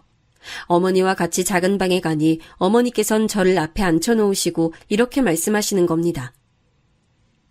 상원아, 모름지기 남편이란 아내에게 조금 흠이 있어도 전부 보듬어 줄 줄 알아야 하는 법이야. 그러니 며느라기 너무 나무라지 말렴. 네? 그게 무슨 말씀이세요, 어머니? 아내를 나무라지 말라니요? 그게 아무래도 며느라기가 자꾸 거짓말을 하는 것 같아서 말이야. 그래도 큰 거짓말을 하고 그러는 건 아니니 넌 남자로서 그리고 남편으로서 아내 허물이 보이더라도 보듬어줘야 해. 어머니께서 툭 하신 말씀이 무슨 뜻인지 저는 이해가 안 가더군요. 일단은 알겠다고 말씀드린 뒤 저는 아내가 있는 안방으로 돌아가 어머니께 이런 말씀을 들었는데 대체 무슨 일이 있었던 거냐 물어봤습니다. 뭐라고? 어머니가 정말 그렇게 말씀하셨어? 아내는 말문이 막힌다는 듯 몇 번이고 입을 벌렸다가 다물더니 이윽고 새빨갛게 얼굴을 붉히며 씩씩거리더군요. 저는 아내의 반응에 단단히 무슨 일이 있었구나 싶었습니다. 하지만 아내는 역시나 무슨 일이 있었는지 말을 하는 대신 입을 꾹 다물고 나중에 다시 얘기하자며 그대로 잠자리에 들었습니다. 저는 대체 이게 무슨 일인지 알지 못한 채 답답한 마음으로 잠들 수밖에 없었죠. 다음날 제가 출근을 마치고 나가려 하니 아내는 저를 잠시 불렀다가 아무것도 아니라며 잘 다녀오라 말하면서 절 배웅했습니다. 한동안 집안은 아무 문제 없이 평화로웠지만 저는 매일 무언가 찜찜한 기분을 느꼈습니다. 그러던 어느 날 찜찜한 기분이 결국 크게 터지는 일이 일어나고 말았습니다. 그날은 제가 평소와 다르게 몸 상태가 좋지 않아 회사에서 조퇴하고 집에 일찍 돌아온 날이었습니다. 그런데 집 현관 앞에 서니 안에서 찢어질 듯한 비명이 들리는 게 아니겠어요? 저는 깜짝 놀라 급하게 문을 열고 집 안으로 달려들어갔습니다. 그런데 이럴 수가. 언제나 차분하던 아내가 어머니를 바닥에 쓰러뜨리고 주먹으로 인정사정 없이 때리고 있었습니다. 그 순간 저는 어머니가 무력하게 맞는 모습을 보고 눈이 뒤집혔죠.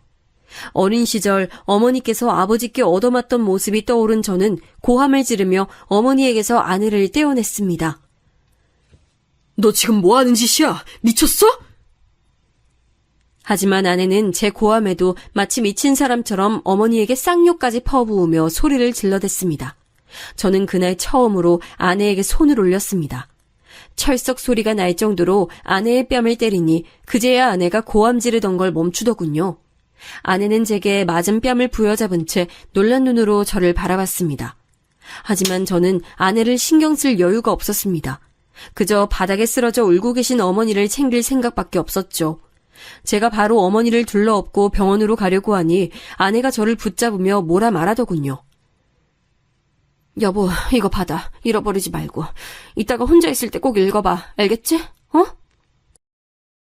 하지만 그때 저도 제정신이 아니었던 건지 아내의 말이 하나도 들리지 않았습니다. 제가 아내의 팔을 밀어내며 나중에 대화하자고 가까스로 말하니 아내는 계속 무어라 말하며 제 손에 종이봉투를 쥐어주었습니다. 저는 그 종이봉투가 무엇인지 알 수 없었지만 일단 주머니에 쑤셔 넣고 어머니를 병원으로 모셔갔습니다. 병원에 가는 동안 내내 어머니는 서럽게 우시면서 무슨 일이 있었는지 제게 말해주셨습니다.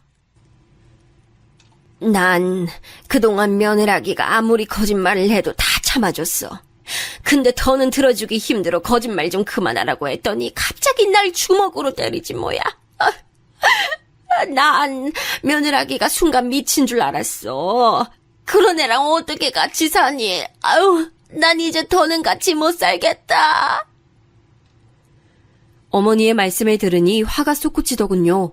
하지만 동시에 아내가 그럴 리 없다는 생각이 들어 머릿속이 혼란스러웠죠. 병원에 도착해 어머니께서 검사를 받으시는 동안 저는 화나는 마음을 다스리려고 노력했습니다.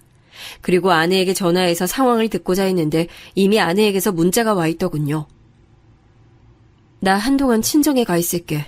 중요한 인감이랑 문서, 귀중품은 내가 다 챙겨서 갈 테니까 아까 내가 준 편지 다 읽고 머리 식힌 다음에 대화할 마음 생기면 그때 연락해. 저는 그제서야 아내가 제게 준 것이 편지였던 것을 알아챘습니다. 주머니에 구겨진 봉투를 꺼내 안을 살피니 몇 장이 되는 편지가 들어있더군요. 저는 어머니의 검사가 끝나길 기다리는 동안 편지를 펼쳐 읽기 시작했지요. 그런데 놀랍게도 편지는 아내가 쓴 게 아니라 제 아버지가 쓰신 편지였습니다. 그리고 편지를 받는 대상도 제가 아니라 아내였고요. 저는 건강도 안 좋으셨던 아버지께서 언제 아내에게 편지를 남기셨나 생각하며 편지를 읽기 시작했습니다. 돌아가신 아버지께서 쓰신 편지를 두 손에 쥐고 읽자니 눈시울이 뜨거워지더군요. 편지의 초반에는 저와 결혼해준 아내에게 고마운 마음과 아들을 잘 부탁한다는 내용이 담겨 있었습니다. 떨리는 손가락에 억지로 힘을 주어 한자 한자 똑바로 써진 아버지의 글씨체를 보니 돌아가시기 전에 남겨놓으셨던 것이 분명했습니다. 당신께서 힘드신 것도 참아가시며 병상에 앉아 쓰셨을 걸 생각하니 가슴이 먹먹해지더군요. 그런데 편지의 중반부터는 전혀 상상도 못한 내용이 담겨 있었습니다. 그건 다름 아닌 어머니에 관한 내용이었습니다. 제가 이제껏 어머니께 들은 이야기와는 완전히 다른 내용이었죠. 아버지께서 남기신 편지 속에서 어머니는 행실이 옳지 못한 분이었습니다. 어머니는 제가 태어난 이후 동네에서 소소하게 벌어진 화투판을 시작으로 점점 손이 커지기 시작해 내기 도박은 물론 다른 마을로까지 가서 도박하는 등 원정 도박에도 손을 대셨다는 겁니다. 그러다 나중엔 아버지께서 통장에 모아둔 돈에 손을 대셨고 집안의 재산도 야금야금 빼돌려 도박에 쓰시다가 아버지께 들키셨고 이후에 다신 도박을 안 하겠다 약속하셨답니다. 그러나 약속하는 것도 잠깐 어머니께선 도박판에서 돈을 따면 그 돈으로 분에 맞지도 않는 사치를 부리며 생색을 내고 이러면 이른 대로 본전을 찾겠다고 돈을 더 가지고 가서는 자꾸 잃어버리기만 하니 이제는 집착이 되어 도박을 끊지 못하셨다고 합니다. 아버지께선 어머니께 화도 내보고 달래기도 해봤지만 도무지 나아질 기미가 없어 깊은 시름에 빠지셨는데 급기야 어느 날 아버지께서 조부께 받은 선산을 제 명의로 돌려놓으려고 잠깐 땅 문서를 꺼내놓은 사이 어머니께서 들고 나가 도박으로 날려먹으신 걸 알게 되셨다고 합니다. 그날 아버지께서 처음으로 어머니께 손을 올리고 제정신이냐고 소리치며 싸웠다고 하더군요. 아들에게 줄 땅마저 팔아버리는 어미가 세상 어디에 있냐고 소리치며 싸우셨고, 다음날 어머니는 집안에 남아있던 귀중품도 전부 싸들고 도망가셨다고 적혀 있었습니다. 그리고 혹시나 나중에라도 어머니께서 돌아온다면 어머니가 제게 아는 체를 하면서 거짓말을 일삼을 것이 뻔하다고 하셨습니다. 제가 어머니를 좋은 사람이라고만 알고 있고 또 많이 그리워하는 것을 당신께서 알고 계시니 속수무책으로 당하지 않도록 제 아내에게 제발 조심하고 거리를 두도록 해달라는 당부가 담겨 있었습니다. 저는 편지에 적힌 내용을 도무지 믿을 수가 없었습니다. 하지만 편지 속 필자는 아버지의 것이 분명했고 아내가 제게 건네준 것이니 진짜 아버지께서 남기신 편지라는 것은 알 수 있었죠. 술렁이던 가슴을 진정시키던 사이 어머니께서 검사를 끝마치고 나오셨습니다. 별다른 이상은 없다고 하더군요. 어머니는 집으로 돌아가는 동안 제게 아내와 이혼해야 한다고 하셨으나 저는 편지의 내용을 계속 생각하느라 대꾸도 못했죠. 집으로 들어가 보니 아내가 없더군요. 어머니께선 맞은 곳이 아프다 하시며 방으로 들어가 쉬셨고 저는 조용히 집 밖으로 나가 아내에게 전화했습니다. 아내는 전화를 받자마자 저와 대화를 하고 싶지 않다고 하더군요. 저는 아내의 뺨을 때린 것에 대해 사과를 하고 제발 있었던 상황을 그대로 말해달라 부탁했습니다. 여보, 상황을 말해줘야 내가 어떤 행동을 할지 정할 수 있지. 이렇게 편지만 덜렁 주고 가버리면 어떡해. 그럼 당신은 내가 어떤 말을 해도 내 말 믿어줄 수 있어? 아내의 말에 저는 무조건 믿겠다고 대답했습니다. 그러자 아내가 한숨을 내쉬고 제게 이야기를 해줬습니다. 이야기 속 내용은 제가 그동안 상상도 못했던 것들이었습니다. 근 1년 동안 어머니께서 제게 보여주신 행동과 아내에게 보여주신 행동이 너무나도 달랐더군요. 저는 이제껏 어머니께서 아내를 도와 집안 살림을 꾸려왔다고 생각했는데 아내 말로는 어머니는 그저 신용만 할 뿐이었답니다. 어머니께선 같이 살게 된 초반부터 제가 있을 때만 집안일을 신경 쓰는 신용을 하시고 아내와 단둘이 남으면 딱 일을 멈추고 힘들다 아프다는 말을 반복하면서 아내가 홀로 모든 집안일을 하도록 조종하셨다고 합니다. 그리고 제가 집에 돌아오면 마치 어머니 혼자서 모든 일을 해낸 척 하셨다는 겁니다. 그리고 아내가 절 위해 기껏 요리를 준비해 놓으면 마지막에 꼭 자신이 간을 보겠다며 맛보시고는 저에게는 마치 어머니께서 음식을 전부 다 준비한 것처럼 말씀하신 것, 또 장인 장모께서 사실 재혼한 사이라는 것을 알고 난 뒤 대놓고 아내의 말을 무시하기 시작한 일 등 이제껏 어머니께서 제게 보여주신 행동들과는 너무 달라 상상조차 못했던 치졸한 일들을 듣는 순간 말문이 막혔습니다. 뒤늦게 왜 이야기하지 않았느냐 묻자 아내는 제가 정말 어머니를 그리워하고 좋아하던 것을 알고 있었기 때문에 참으려 했답니다. 그런데 오늘 아내가 잠깐 마트에 다녀온 사이 어머니가 장롱 깊숙한 곳에 숨겨놓은 문서들을 꺼내고 있는 현장을 붙잡았다는 겁니다. 아내는 어머니의 손에 들린 문서들을 뺏어서 뭐 하시는 짓이냐 물으며 화를 냈지만 근 1년 동안 어머니의 말씀에 고분고분 따르고 화도 안 낸 아내가 만만했던지 어머니는 아내에게 온갖 쌍욕을 하셨답니다.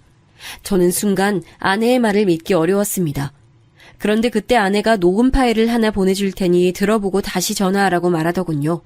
저는 아내의 말대로 잠시 통화를 끊은 뒤 아내에게서 온 녹음 파일을 들었습니다. 그곳에선 아내와 어머니가 크게 말싸움하는 소리가 녹음돼 있었죠. 어머니 제발 그만하세요. 상원 씨 보기 부끄럽지 않으세요? 다 큰아들 집에서 도둑질 하시다니요. 이년이 얼른 내놓지 못해? 집에서 빈둥빈둥 놀면서 내 아들 등쳐먹는 주제에 내 아들 돈은 내 돈이나 마찬가지야. 내가 좋은 곳에 써서 우리 아들 재산 불려주는 건데 누굴 도둑 취급해? 어머니, 제가 언제 집에서 빈둥빈둥 놀았어요. 온종일 바닥 쓸고 빨래하고 음식 만들고 하는 거 저예요. 집안일은 제가 다 하는데 뭐가 빈둥빈둥 노는 거예요. 말도 안 되는 소리 좀 하지 마세요. 참나, 어차피 할 짓 좀 안다고 유세 떨기는. 그리고 니네 엄마한테서 배운 게 집안일 뿐이면 그거라도 잘해야지. 첨년 딸인 것도 봐줬더니 어디서 건방지게 소리를 질러? 뭐? 우리 엄마가 왜 첨년이야? 재혼이니까 재취지 그게 뭐가 첨년이야? 아내의 고함 뒤에 둔탁하게 치고받는 소리가 들렸고 저는 거기서 녹음 파일의 재생을 멈췄습니다. 믿기지 않았지만 그건 분명 제 아내의 목소리와 어머니의 목소리였죠. 녹음된 내용만 듣고 보자면 아내가 그렇게나 화를 내는 것이 이해가 됐죠. 재혼 가정이란 꼬리표는 아내의 영린이었습니다. 행복하게 잘 살고 있는 집안에 대고 그렇게 손가락질을 하면 누구든 화가 안 나겠습니까? 게다가 아내는 차분하고 속 깊은 성격이었지만 한 번 화가 나면 눈에 뵈는 게 없이 돌변하는 사람이었습니다. 대학을 다닐 때도 동기들 사이에서 한 번 화를 내면 무섭기로 유명한 사람이었는데 그런 사람에게 부모에 대한 막말을 던졌으니 아내의 속이 거칠어질 법도 했죠. 아내에게 전화해서 어떻게 말해야 하나 고민하던 사이 아내는 제게 몇 가지 영상 파일과 녹음 파일을 추가로 더 보내왔습니다.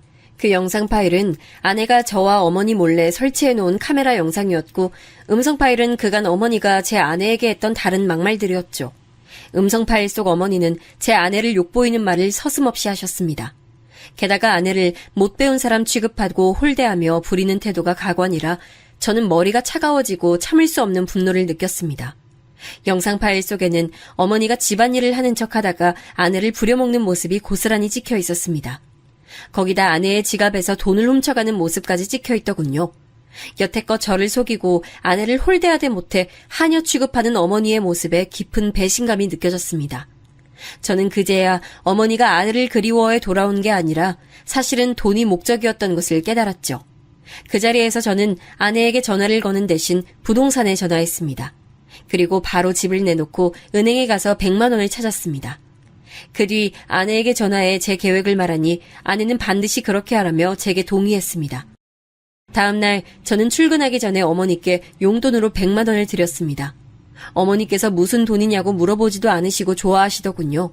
저는 원하시는 대로 쓰시라고 말씀드리고 출근하는 척 집을 나섰습니다. 아니나 다를까 제가 집을 나서자 얼마 안 되어 어머니께서 외출하시더군요. 저는 어머니께서 나가시는 모습을 본 뒤 현관 자물쇠 수리업체를 불러 현관 열쇠를 바꿔버렸습니다. 어머니의 짐들은 전부 여행용 가방에 담아 밖에다 세워놓고 쪽지를 써놓았고요. 그리고 출근했습니다. 한창 일하고 있는 와중 어머니께 전화가 오더군요.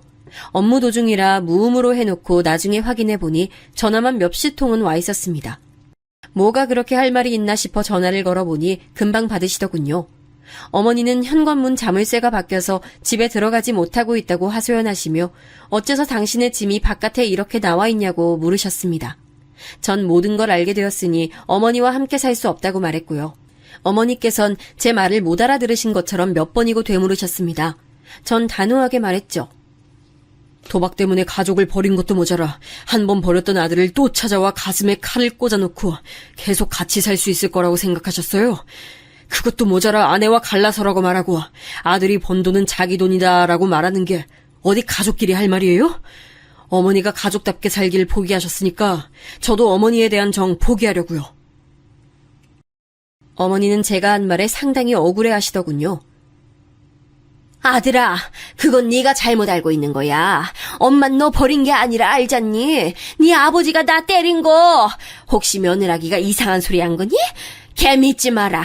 걔는 입만 열면 거짓말 달고 사는 애야. 걔가 너랑 내 사이 갈라놓으려고 나한테 누명 씌우는 거야. 상원아, 엄마만 알잖니? 저는 더 들을 가치를 못 느끼고 어머니의 전화를 끊었습니다. 그리고 집으로 돌아가고 싶은 생각도 사라져서 퇴근 시간이 지나도 퇴근하지 않았죠. 그런데 한 번 말씀드린 회사를 어떻게 기억하시고 어머니가 회사까지 찾아오신 겁니다. 회사 사람들이 거의 다 퇴근한 상태라 다행이었지만 야근하는 사람들이 남아있었기에 저는 얼른 어머니를 데리고 밖으로 나가려고 했습니다.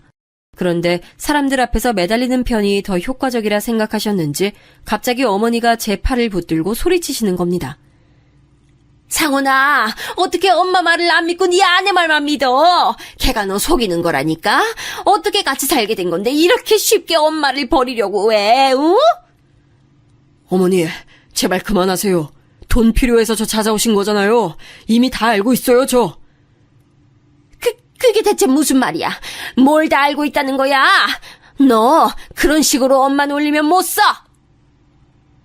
제가 어머니를 놀릴 이유가 뭐가 있겠습니까? 저는 매달리는 어머니를 밀어내고 아내가 보내준 증거들을 보여드렸죠. 어머니는 욕을 내뱉는 본인 목소리를 듣고는 그제야 제 팔을 놓으시더군요.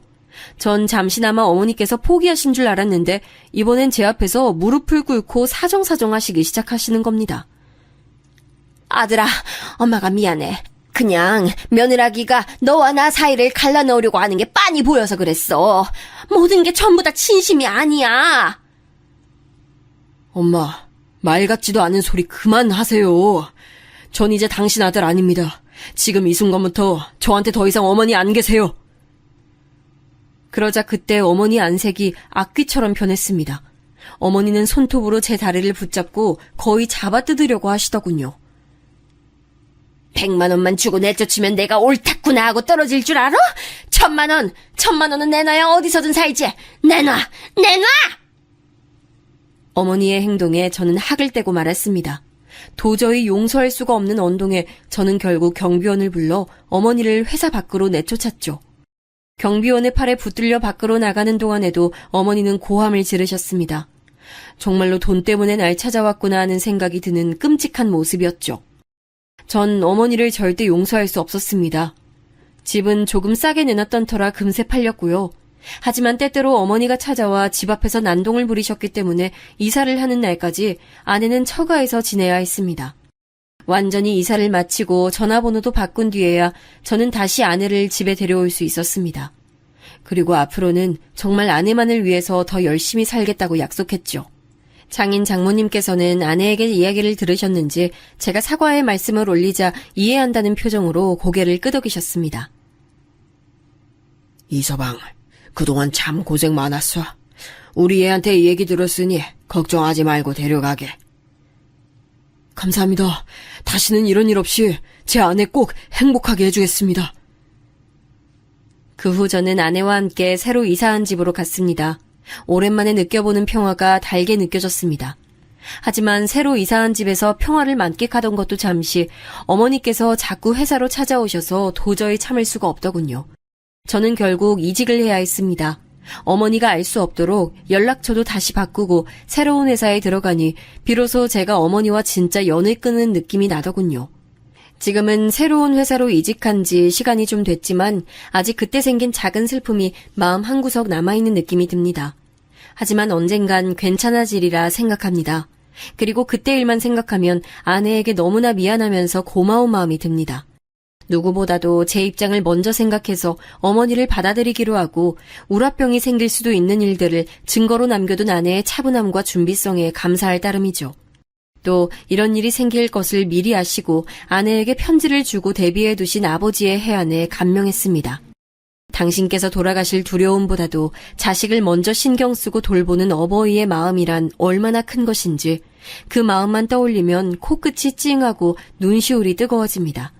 저도 돌아가신 아버지께 부끄럽지 않게 아내에게 더 잘하면서 열심히 살 생각을 매번 다짐합니다.